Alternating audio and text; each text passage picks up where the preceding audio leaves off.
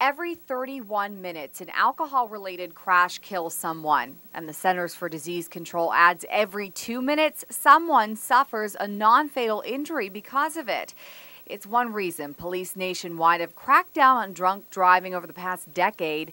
Despite those statistics, police hear all kinds of stories from motorists who are drinking and driving and getting pulled over. Troopers are mean. It's not that we're mean. We know how people die out there and what causes it. There are countless stories of grieving families who've lost someone in an alcohol-related accident, and thousands of stories from the people who've caused them about the guilt. The story of how they got there varies, of course, but what all people who've been convicted of a DWI share is the fact they consume more alcohol than the legal limit allows. It's not going to happen to me in a person's mind, and if I drink and drive, I'm going to be careful. I'm putting myself into the shoes of a would-be drunk driver to give a first-hand account of what impairment actually looks like. You've been charged with driving while intoxicated, and I'm going to give you some psychophysical tests. Do you wish to perform any of them? Sure. My instructions are easy. Count to 1 to 10, heel to toe while staying on the white line. First, I try it without the goggles or sober. 10. 1, 2, 3. Then I'm given the goggles. These are supposed to make me feel that I've had enough alcohol to be right at .08. That is the legal limit that, if pulled over, could be used in court to convict a person of driving while impaired.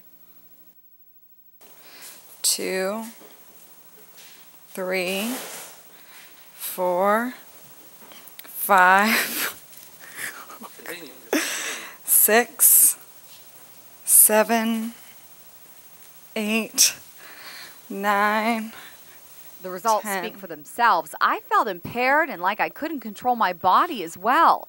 Next, I'm given the goggles that are at a .17. That's more than double the legal limit. Sergeant Coleman says this is the average blood alcohol content someone has when convicted of a DWI. Coleman says the most common range is anywhere from .14 to .20. Again, these are .17. 3, 4, I got it. 5, 6, 7. Obviously, a person who has had enough alcohol to be in this condition shouldn't drive. But how does a situation go from casual drinking to landing a person in jail? That's the DWI joke. Everybody's only had 2 beers convicted, but that's untrue. If their blood alcohol level was over the legal limit, which is .08 now or more, they've had a lot more than 2 beers, depending on the body weight. The person, if you were talking about just beers, they probably had at least 5 or 6 beers, a 6-pack, before they reach that level on the average person's size. Coleman's advice: designate a driver who won't drink or take a cab. It's information you've likely heard before that will save your license and lives.